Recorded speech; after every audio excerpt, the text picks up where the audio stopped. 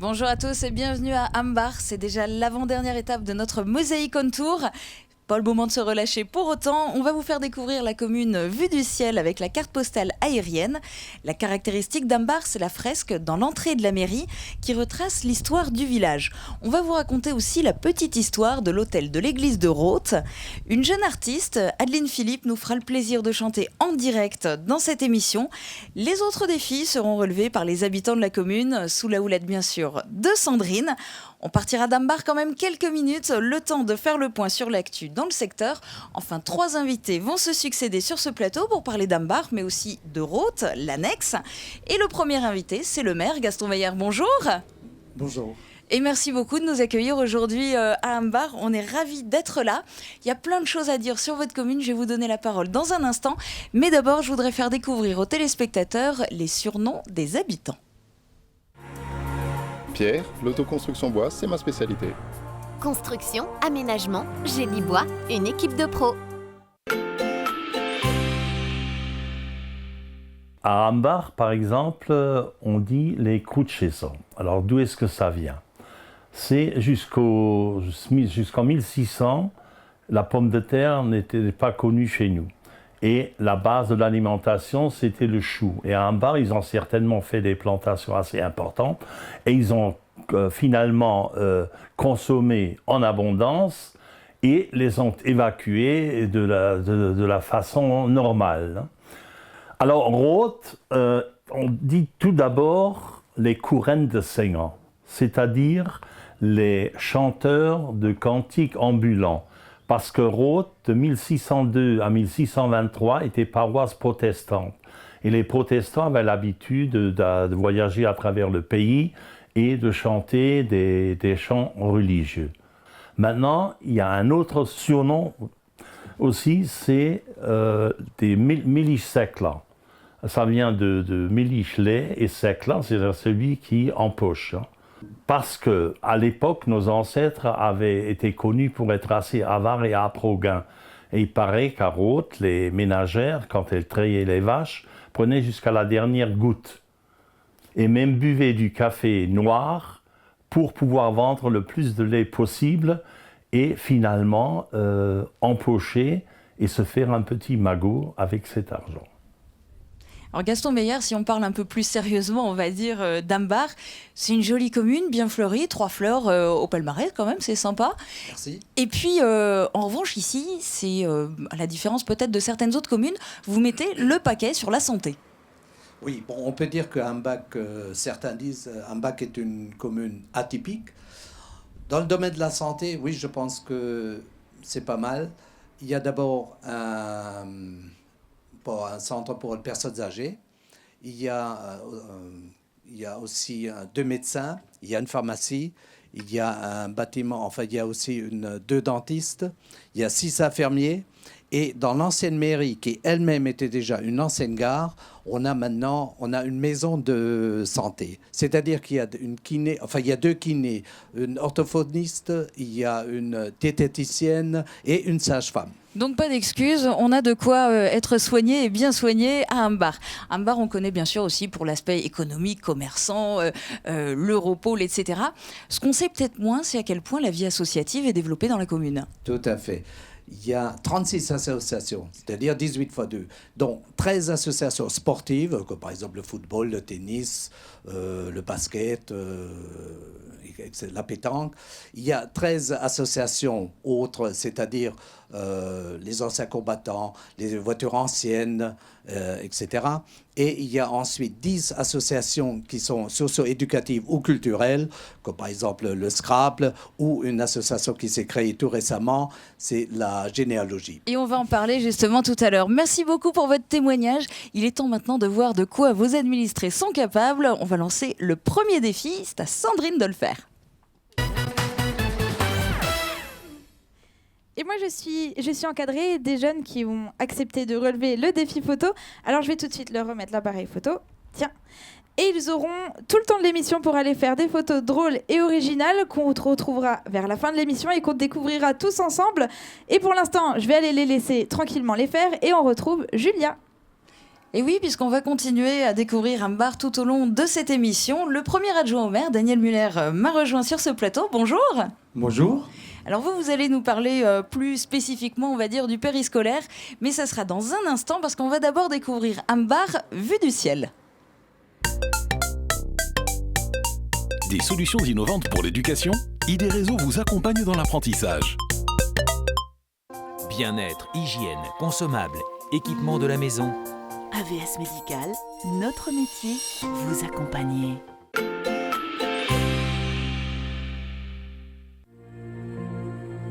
Bienvenue à Ambar.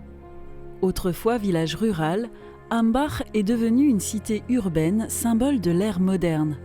Les 1760 hectares de la commune témoignent de cette évolution fondamentale dans les 3 Ambars du nom du village primitif qui comprenait Grand Ambar, Petit Ambar et le hameau de Roth. Jusqu'à la fin des années 40, toutes les activités villageoises sont centrées sur l'agriculture, même s'il s'agit parfois d'une activité secondaire. Le train a aussi joué un rôle important dans le développement de la commune. L'église de Ambar, construite en 1792, est dédiée à Saint Hubert, le patron des chasseurs.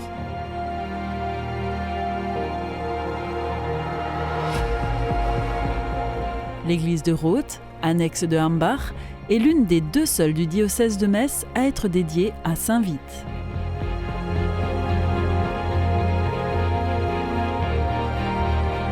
Ambar se démarque particulièrement des autres communes des environs par l'importance de son secteur économique. La commune a su attirer des sociétés dans sa zone artisanale et juste à côté, l'Europôle est devenu l'emblème de la commune moderne avec l'implantation de nombreuses entreprises. Un développement facilité par l'accès direct à l'autoroute. C'est le secteur de l'automobile qui est le plus représenté. Cité moderne par excellence, Ambar ne se tourne pas que vers l'industrie. Les loisirs se développent sans cesse et la commune bénéficie pour cela d'un cadre naturel très agréable, avec son espace verte forêt, son étang et son camping. Un coin de nature à 2 pas d'un pôle d'activité, c'est le grand atout de la commune.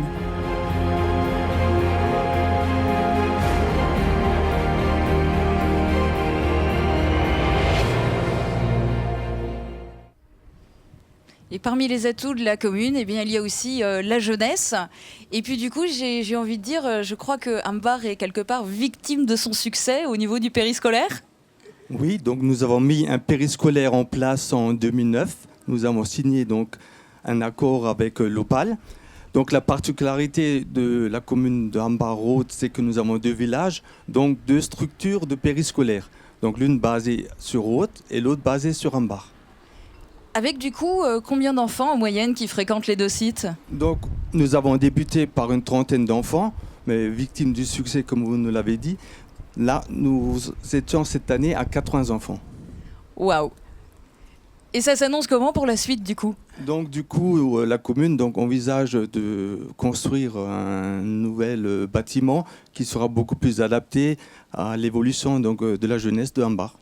Mais vous faites comment ? Vous maintenez une structure à Roth et une à Ambar ou vous allez les regrouper ? Non, nous allons maintenir donc les 2 structures. Nous avons fait des travaux cette année pour améliorer déjà l'accueil des enfants sur Roth. D'accord. Et alors vous les accueillez à quel moment ? Pendant la pause méridienne, je suppose, pour déjeuner ? Donc nous les accueillons entre midi pour la pause méridienne, mais également après l'école, le soir, donc à partir de 15h15. Également le mercredi après-midi, donc on a signé des conventions avec des associations qui partagent également la venue du périscolaire avec les associations. Ce qui leur permet du coup à ces enfants de faire quelles activités ? Donc ils font un peu de tout, de la peinture, des chants, ils font du basket, ils viennent jouer à la pétanque, ils vont jouer au Scrabble, donc toutes les activités nécessaires à l'évolution des enfants. Et même si le nouveau bâtiment n'est pas encore construit, on peut quand même dire aux parents qu'ils peuvent encore inscrire leurs enfants. Bien sûr, bien sûr. Ça marche. Donc rendez-vous en mairie. Merci beaucoup pour votre témoignage.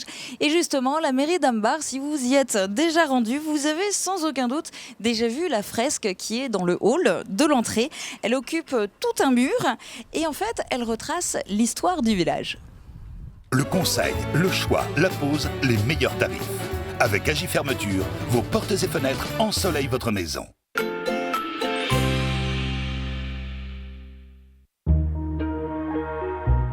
Elle est l'œuvre de Daniel Gerhardt, un artiste strasbourgeois. Une fresque de 14,50 m de long, avec laquelle l'artiste a su rendre en quelques éléments clés l'histoire de Hambach. Le train, qui a joué un rôle important dans le développement de la commune, occupe l'ensemble du dessin et c'est autour de lui que se greffe la gare, l'ancien lavoir, les habitants du village, l'église de Roth et celle de Hambach. Mais la fresque fait aussi référence au présent, avec la Smart et l'Europol. Le train, lui, est en marche vers l'avenir. 7,6% des accidents du quotidien ont pour origine l'activité domestique. Assurance accident de la vie, la sécurité par tous les temps.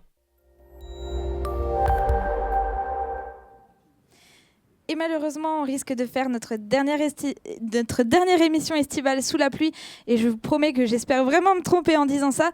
Mais pour demain, le ciel va se couvrir et la matinée va alterner entre nuages menaçants et éclaircies avec quelques ondées possibles. Donc jusque-là, ça irait. Mais l'après-midi risque de se gâter avec des averses plus soutenues. Côté température, pas de changement. Le matin, il fera de 13 à 16 degrés. L'après-midi, de 22 à 24 degrés. Demain, nous serons le jeudi 28 juillet. Nous fêtons les Sansons. Le soleil nous accompagnera de 6h à 21h16. Je vous retrouve dans un instant pour le défi foot. Je parraine un ami et tout le monde y gagne. Mon filleul, ma banque et moi. Au Crédit Mutuel, un client satisfait rayonne.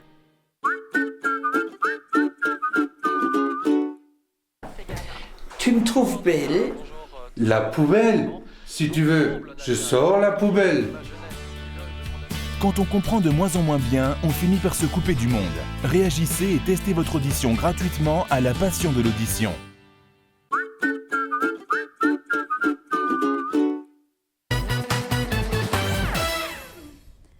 Et aujourd'hui, je suis avec Damien, Emilien et Quentin pour le défi foot.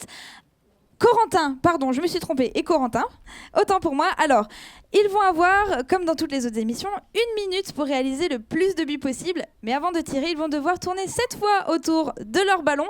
Et du coup, on va voir dès le coup de sifflet ce que ça donne. Est-ce que vous êtes prêts? Et j'ai une autre question, est-ce que le public est prêt? Ils ont l'air prêts, donc on attend le coup de sifflet. Et c'est parti! Alors, il faut bien compter avec eux le nombre de tours qu'ils font autour du ballon.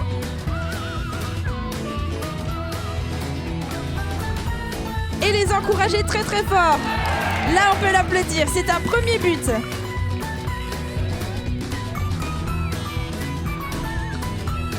Allez, plus vite, plus vite, plus vite. Il faut gagner du temps. Oh, presque. Vraiment pas loin.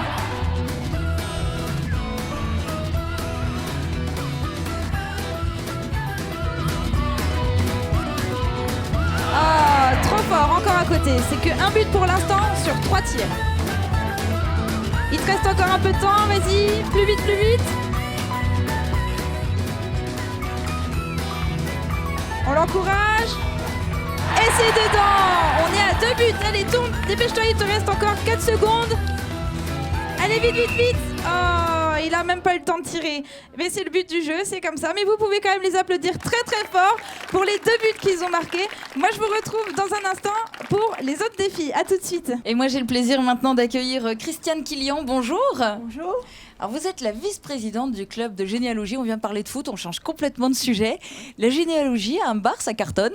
Oui, ça cartonne bien. L'association a été créée en 2013. Aujourd'hui, nous sommes 65 membres. Et la municipalité a bien voulu mettre un local à notre disposition. Donc, pour ceci, nous avons pu créer une bibliothèque qui a été ouverte depuis janvier 2016. Nous avons 400 ouvrages mis à disposition des futurs généalogistes. Tous ceux qui veulent bien faire leur généalogie peuvent les consulter gratuitement. Pardon, je vous coupe, mais j'ai envie de vous demander comment vous avez réussi à faire tout ça en 3 ans, à avoir autant de membres et à faire autant de choses. De bouche à oreille. Et puis, les gens, au fur et à mesure, ils parlent autour d'eux. Et les gens qui aiment... Puis on a mis des annonces, voilà, on a fait un peu de publicité quand même pour dire qu'on existait. Alors, ils viennent d'où vos membres? Ils viennent de partout, ils viennent des environs, mais il y a aussi une dame de Bretagne, ils viennent de partout. D'accord, celle qui est de Bretagne, je suppose qu'elle a des origines dans le secteur quand même. Oui, elle est originaire de Sarreguemines quand même. D'accord. Oui. Gros projet du coup, parce que vous comptez pas vous arrêter là, vous allez vous développer. On a envie de faire un centre de recherche historique, enfin sur la mémoire du village. Donc on fait avis à toutes les personnes du village qui ont des documents qui concernent le village même. Un centre historique en fait, on veut créer vraiment pour garder la mémoire du village sous papier ou sous voilà. Donc les gens peuvent faire des dons ou bien nous mettre à disposition en prêt. On leur rendra les documents, on les scannera, on les photocopie et on laissera tout à la bibliothèque. Et ben on espère que ça va fonctionner et que vous allez pouvoir bien continuer sur votre lancée. Donc tout ce qui est livre ancien, carte postale, tout ce qui peut permettre d'aider pour la généalogie. Voilà, on fait des copies au minimum. On va maintenant vous raconter la petite histoire de l'église de Rothes. Alors elle ne ressemble à aucune autre. Sa tour devait faire office de défense. Aujourd'hui, son intérêt réside dans son architecture et aussi dans son mobilier. Vive le bois! Mobilier, dressing, escalier, porte, une maison tout en harmonie avec Firsch Menuiserie.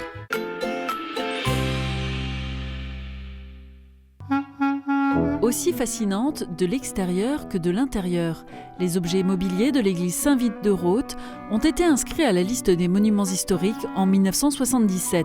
En effet, parmi eux se trouve dans le cœur de l'église un maître-autel du XVIIIe siècle de style Louis XV, richement décoré. Dans un médaillon de l'antépendium, on trouve une belle représentation de la Nativité, sur la porte du tabernacle l'agneau pascal et dans les niches latérales 4 petites statues. D'une longueur de 2,80 m et s'élevant à 4 mètres, il n'a pas été conçu pour occuper cet emplacement. À l'origine, il était dans l'église de Hambach, sans doute l'autel qui a été réalisé pour l'église Saint-Hubert lors de sa construction en 1792.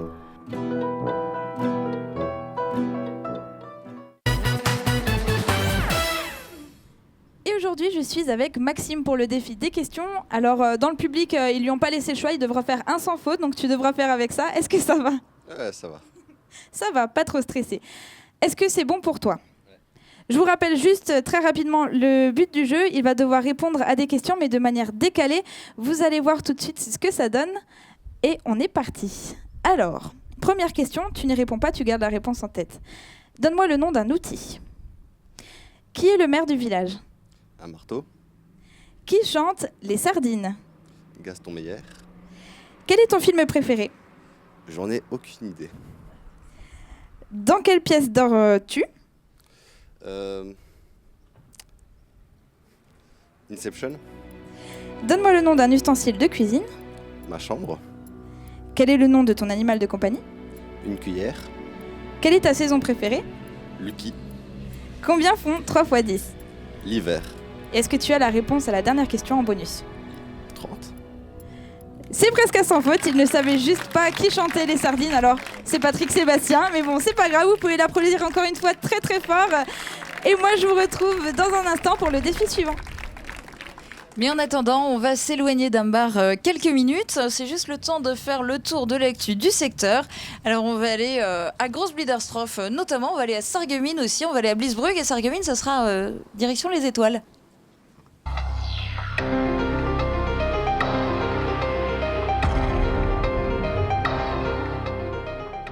Cette nuit des étoiles est toujours organisée au mois d'août parce que c'est la période des Perséides. Les Perséides sont une période où on peut observer beaucoup d'étoiles filantes.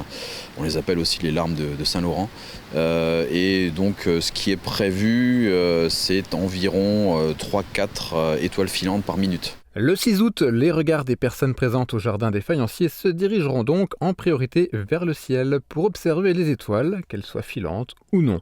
C'est tout un programme qui est déjà prévu pour cette nouvelle édition avec des animations dès 14h menées par les associations Sirius, les randonneurs célestes et Polaris. Observation du soleil le jour, des étoiles plus lointaines la nuit, mais aussi des discussions sur l'astronomie, dont l'une sur l'astronomie dans la navigation. Alors, lors de cette édition, au jardin, justement, tout le quartier, les lumières du quartier seront éteintes, donc on sera vraiment dans une ambiance propice à l'observation des étoiles. Des parcours au flambeau seront installés dans les jardins, des hamacs seront installés également différents endroits du jardin pour pouvoir se prélasser sous ce ciel étoilé. Le tout dans une ambiance musicale, puisqu'un quatuor de flûte itinérant proposera un programme sur le thème de la nuit. À noter que l'accès au jardin des faïenciers sera, pour l'occasion, gratuit.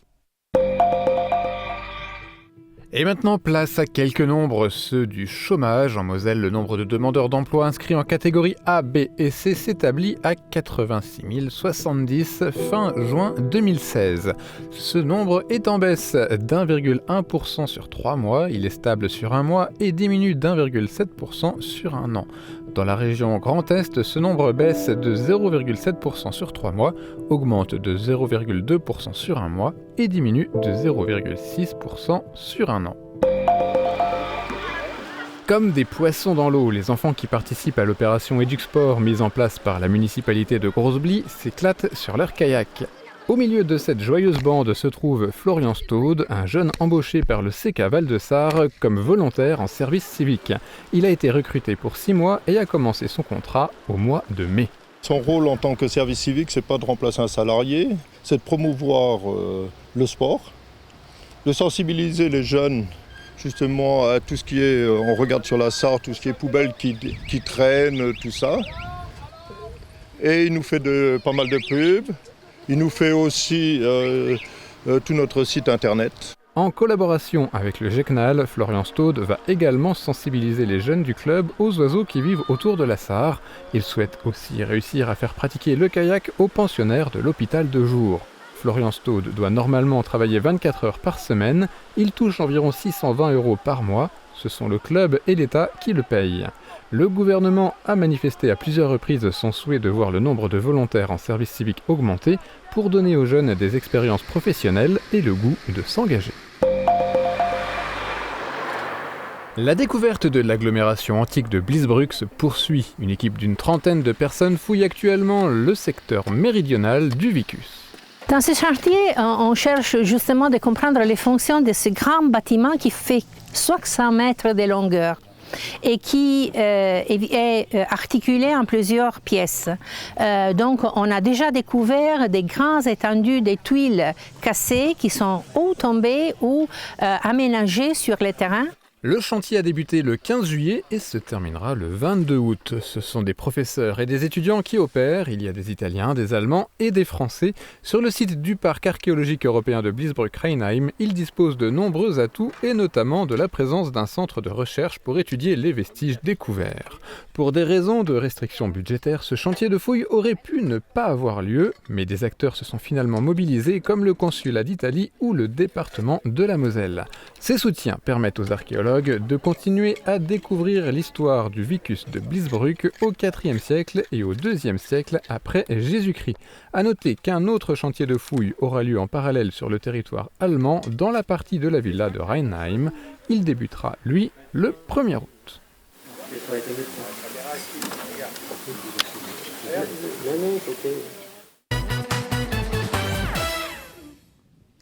Et les jeunes participants du défi photo sont de retour sur le plateau avec moi. Alors on va tout de suite découvrir ensemble les photos qu'ils ont fait et on va voir un petit peu ce que ça donne. Alors je voulais savoir, comment vous aviez trouvé les endroits où vous avez fait vos photos ? Comme nous on va souvent ici jouer, donc on connaissait bien comment ça s'appelle l'estrade là-bas, donc c'était bien. Et est-ce que ça vous a plu ? Oui. T'as passé un bon moment ? Ouais. Est-ce que tu as autre chose à rajouter ? Est-ce que tu voulais dire quelque chose par rapport à une photo en particulier ? Non. Il n'avait rien d'autre à dire. Mais en tout cas, ils se sont bien amusés. J'ai vu un petit peu avec eux tout à l'heure. Je vais aussi appeler mes amis du défi foot et du défi des questions parce qu'on va leur remettre des petits cadeaux. Et je voulais encore une fois qu'on les applaudisse très très fort parce que c'était très courageux déjà de vouloir participer à cette émission et d'avoir eu le courage de le faire. Moi, je vous laisse aujourd'hui. Je vous rappelle juste que les photos que vous avez vues à l'instant sont disponibles sur notre page Facebook. Vous pouvez aller voter pour votre photo préférée. Je vous retrouve très bientôt et je laisse la place à Julia. Et place maintenant un autre défi, un défi de taille. On va terminer cette émission en chanson avec une jeune artiste d'Ambar qui n'a pas froid aux yeux. Adeline Philippe vous interprète en direct la liste de Rose.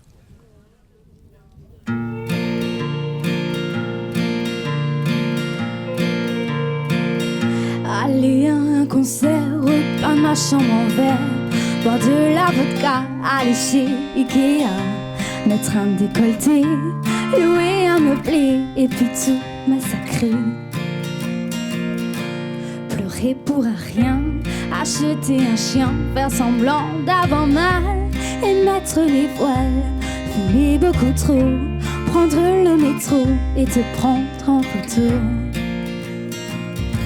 Jeter tout par les fenêtres, t'aimer de tout mon être. Je ne suis bonne qu'à ça. Est-ce que ça te déçoit? J'ai rien trouvé mieux à faire.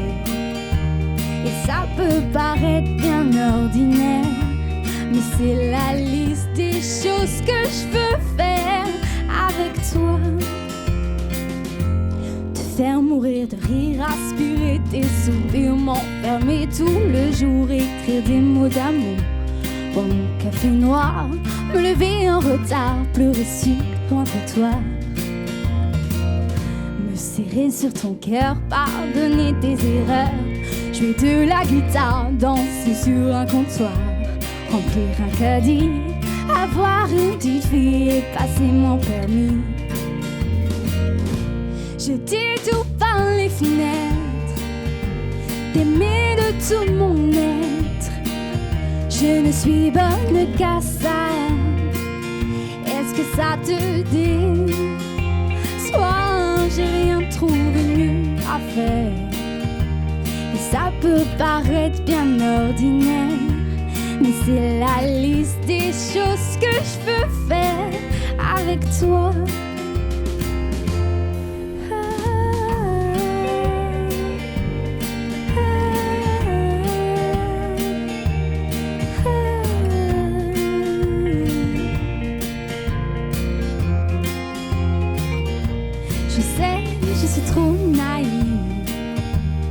Dresser la liste non exhaustive de toutes ces choses que je voudrais faire avec toi. T'embrasser partout, s'aimer quand on est sous le regarder les infos et fumer toujours trop. Oublier tes soupçons, te demander pardon et te traiter de con. Avoir un peu de spleen, écouter Janis Joplin, te regarder dormir, me regarder guérir, faire du vélo à deux, se dire qu'on est heureux, emmerder les envieux. Bravo, on peut vraiment l'applaudir bien fort. Bravo Adeline Philippe. C'est une très belle manière de finir cette émission à Ambar. Merci aussi à tous les participants, à tous les invités. Merci au public, merci à l'équipe municipale qui nous a accueillis aujourd'hui à Ambar. Demain, ça va être l'ultime étape de Mosaïque on Tour avec, c'est clair, je pense, pas mal d'émotions à la clé. Alors, on vous donne rendez-vous à Saint-Rinsmin. On sera place du Moulin en direct à midi. Venez assister à l'émission. Et d'ici là, je vous souhaite une très bonne journée. À demain.